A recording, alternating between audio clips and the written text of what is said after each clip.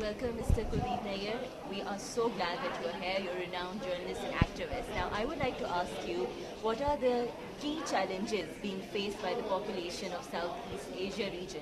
What are the future and the main threats? See, the main problem which they face is poverty. They don't have even means to really survive. Population, say, in Pakistan or in Bangladesh, at least 35% people are below poverty line. That apart, there would be lakhs of people on both sides who go to bed without food at night, maybe during the day maybe. So poverty is one.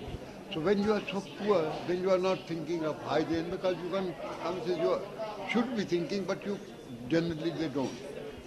So the second problem before us is now that while in the name of development, we are cutting forests, we are taking our mines, we are taking over all the areas where these people have been making their both ends meet. So this, and in compensation we are giving them money, maybe if land to land is very much less.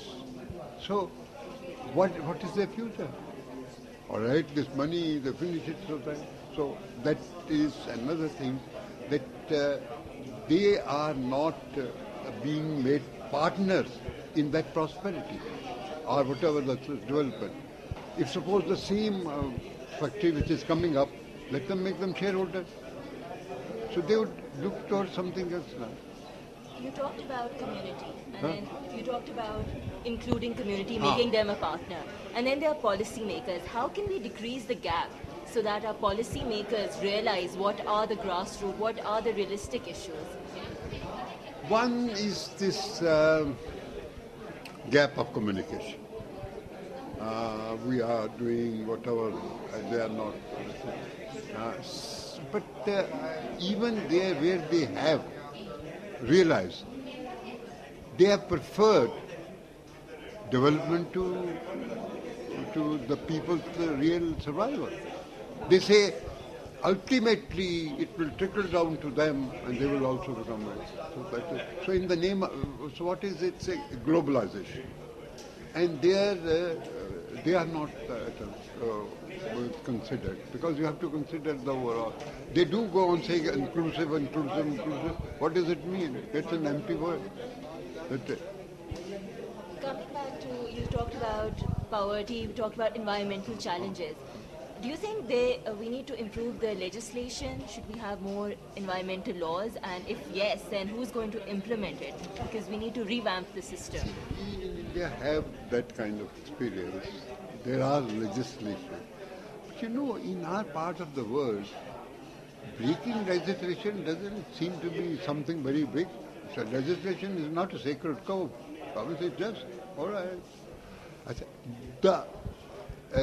The richer, the more frequent he or she is in breaking the law, because he can get away. And even if there is areas of cases for years, it goes on, and then they have money to afford. So, legislation should be, but maybe something time-bound, so that we see quick results.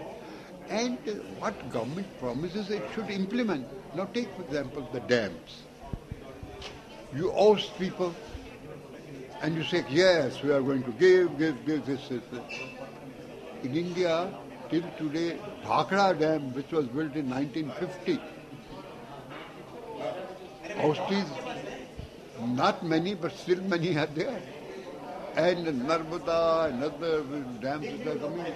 First, big dam should be banned in all these developing countries. Developed countries have come to this conclusion. Tennessee Valley is being challenged. So I think. Do you think governance or system of devaluation, is that a hindrance in promoting development? See, governance means law, rule of law, etc. This is all tilted towards the haves. Everything. And these, whatever they do, they see to it that ultimately the benefit is to the consumer society. So there is in every country, at least in our country, there has now become a sort of fashion of consumerism. Now if that is it, so these are small islands, no doubt, that thing. They don't realize that someday this island will be washed away by the poverty, unemployment, hunger around. But that's all right. They go on raising police force. They are going to go on raising military force, and they suppress people because on the ground everywhere. Now take for example in one country, Maoists. Now Maoists believe in violence. I don't, and I don't think they should. I think their violence must be shunned. They should be discouraged. But why are they growing? They are growing because nothing else. Where you have taken away water, jungle, land, so they go there and the people are, how do they, helpless? And we have cases where we have tried to, all right, fight the government, but no, very little. We've talked about food security, there's the water crisis, and then there's the land crisis, there's soil erosion, there's deforestation.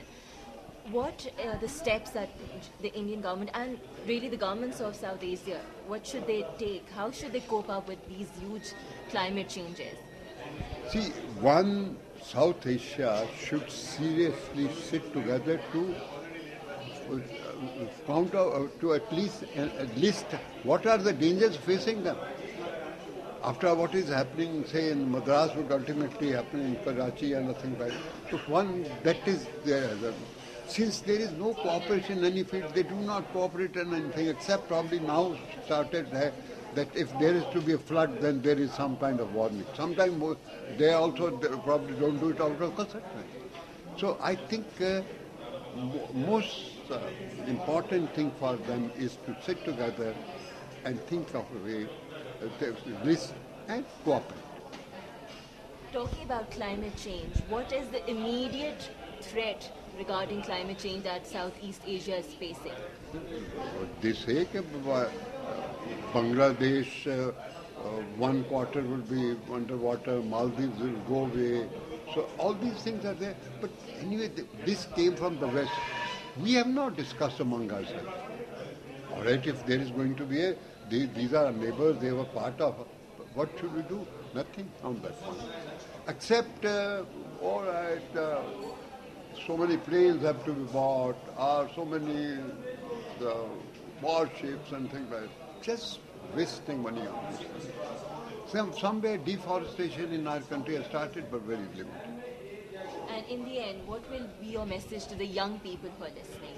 I would think for your survival, it's very important that you take interest in environment, climate, because if they are going to remain polluted or they are going to be destroyed, you are going to be a sufferer, you person.